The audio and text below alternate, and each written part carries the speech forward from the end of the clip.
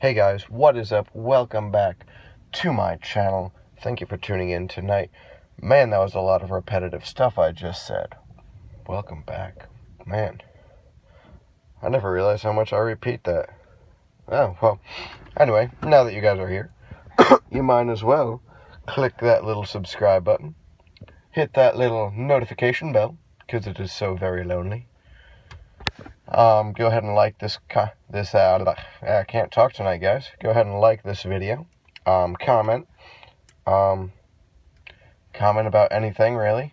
Tonight we're talking multi-tools, so you can comment about your favorite multi-tool. And feel free to share. I don't care what you guys share. Just go ahead and share this. So what are we talking about tonight?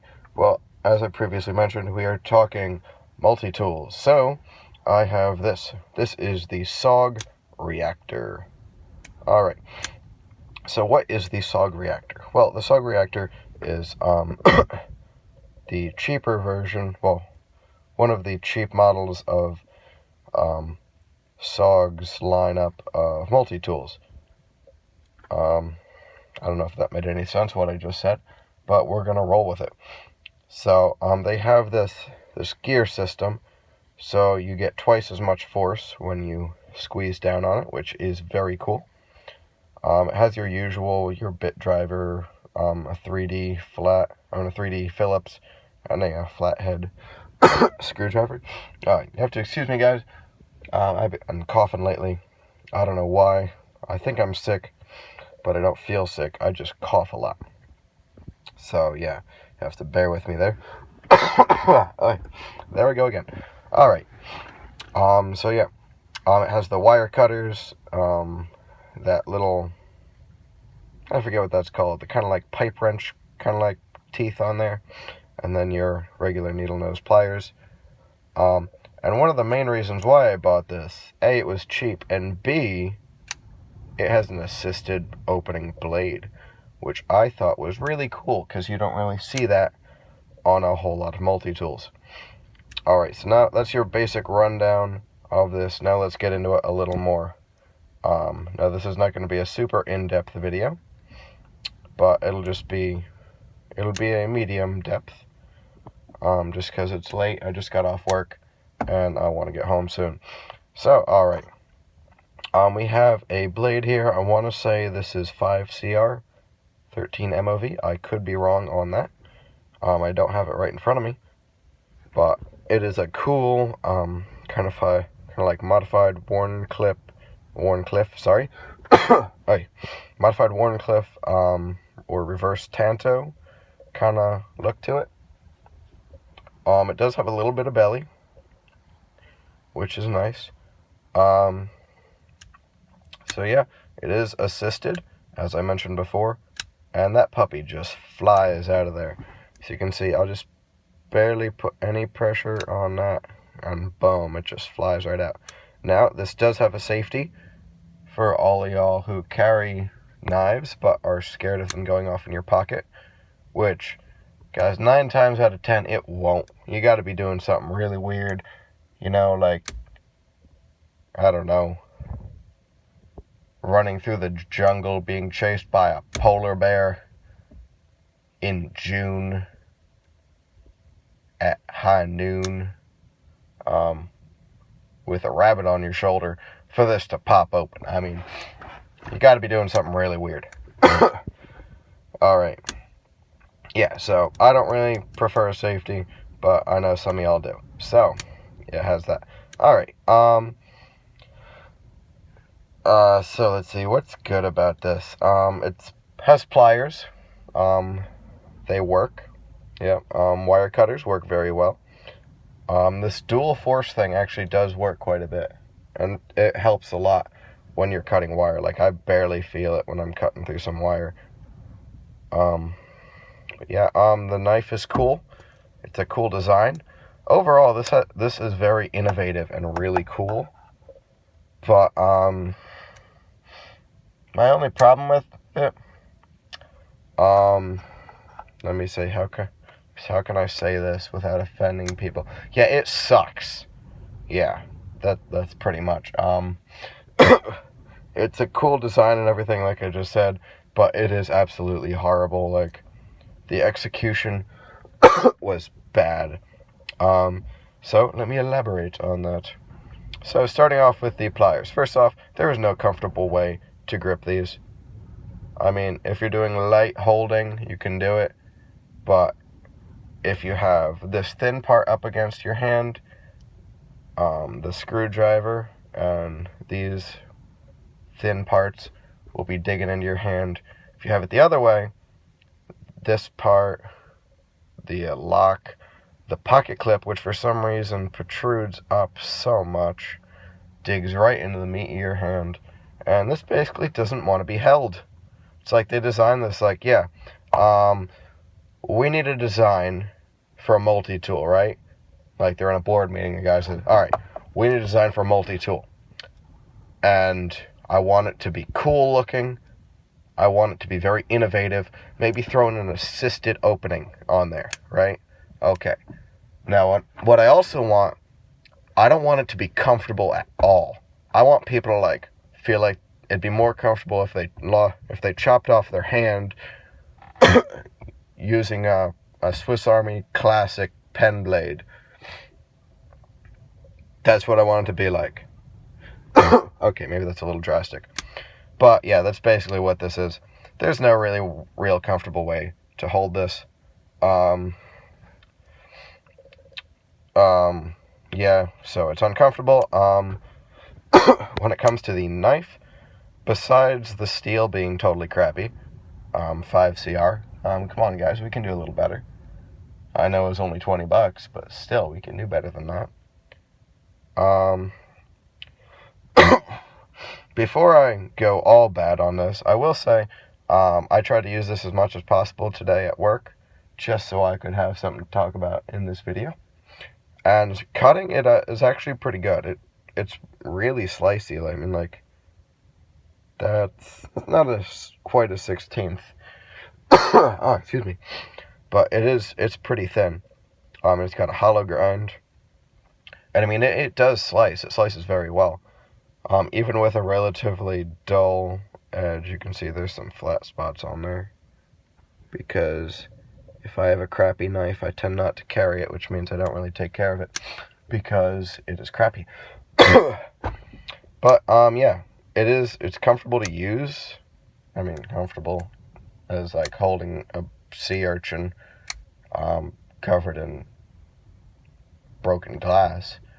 But, like, the thumb stud is actually semi-comfortable. You have to get used to it. It's a little sharp, but you can get used to that. It does just fire out of there. And yeah, so that is the good on the blade. Now the bad, steel, I mentioned that. I'm gonna mention something to you non-knife people. You'll say, like, man, that's gotta be really good. But to y'all who know what you're talking about, you're probably about to cringe. Oh, sorry guys, my light just went out. Hang on. There we go. Alright, just had to turn the car on real quick. Alright, so I was about to say, knife people will cringe, non-knife people will say, like, man, that's gotta be good. This thing has 150% lockup. I mean, that lock bar is all the way over there. Now, you non-knife people might be thinking, like, man, the thing has 150% lockup. That's incredible. That must be super sturdy. No, it's not. I don't know a whole lot on technicalities of how much percent lockup you want. But from what I've heard, and you guys can correct me in the comments, in fact, please do, that'll give you something else to comment about, have a little discussion down there. I want to say you want, like, around, like, 20% lockup, I want to say. Yeah, not 140, because that's bad. And this has so much play. You can see right there just how much that blade is wiggling. And even forward, like, guys, you shouldn't be able to do that with your knife unless it's a slip joint. It should not push that forward. So yeah, this is basically kind of unsafe to use, but I use it anyway because I'm a welder and we don't do safe stuff. So yeah, that's basically all the bad on the blade. Oh, I forgot to mention, like I said, sea urchin covered in broken glass. The lock right here, when you're bearing down on it, it digs in right into the corner of my thumb, and it is a pain in the thumb, I guess. Yeah. Guys, it's been a long day. Alright, yeah, so that's all that's horrible about the blade. It's basically everything. Alright, moving on to the most disappointing thing, the screwdriver. It comes with this bit, right? And it works fine, if it worked. Now, most of you guys know the Leatherman Skeletool. So when you unfold, you have that handle right there. Hang on. Let me get situated here. You have it like that. So then you get a lot of torque, right? Well, they were like, well, I mean, we don't want to be like China and copy everyone, right? So they threw that perfectly good idea out the window and came up with this innovative but crappy idea. So what you have to do is you have to take this bit out, and you have to bear with me because I'm doing this one-handed. Take the bit out, right? And you put it right in this flat spot right up here, right? So hang on. Let me just get that in there. So you put it right in there, right? Then you close the handles, and it grips it, right? Now you may be thinking, okay, that's innovative, interesting, and I'm sure it works fine. Wrong, it doesn't. If it was just like this, it'd be great. Not great, but okay. But this spins relatively freely. You need to bear down on these handles as much as humanly possible to keep that from twisting in there. It's stupid, like it's a stupid idea. I don't know what was running through their head. I'm sure somebody was smoking a little bit of pot in the idea room, but that's just my opinion. Alright, well that pretty much sums this up. Kind of an abrupt ending, I know, but I need to get home. So yeah, if you're thinking about the SOG Reactor, you got two options. A, you can be like me, look up YouTube videos about it, like you're watching right now, and say, these people are saying bad things about it. I'm going to buy it and experience those bad things for myself. Why? Because I'm an idiot. I'm not that I'm calling you people idiots, but that's what I'm saying. Excuse me.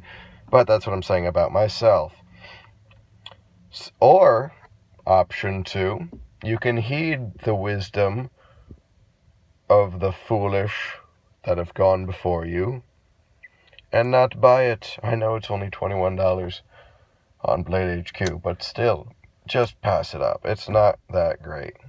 A Gerber dime or a Leatherman squirt would be way better than this. You'd get way more functionality out of it, and it's like, what, a quarter of the size? So yeah, I'd stay away from this, and yeah, I'd save my money. So thank you guys for making it this far through the video. I really appreciate it. It means a whole lot. And again, sorry I'm late, and sorry I'm in the car again, but like I always say, life happens, and yeah. Man, I really say that a lot. Life happens, and yeah. Never realized that. Man, I'm realizing a lot tonight. But I'm gonna head home. So thank you guys for joining me tonight. I hope you had a great week. I hope you have a great weekend. And I will catch you guys later.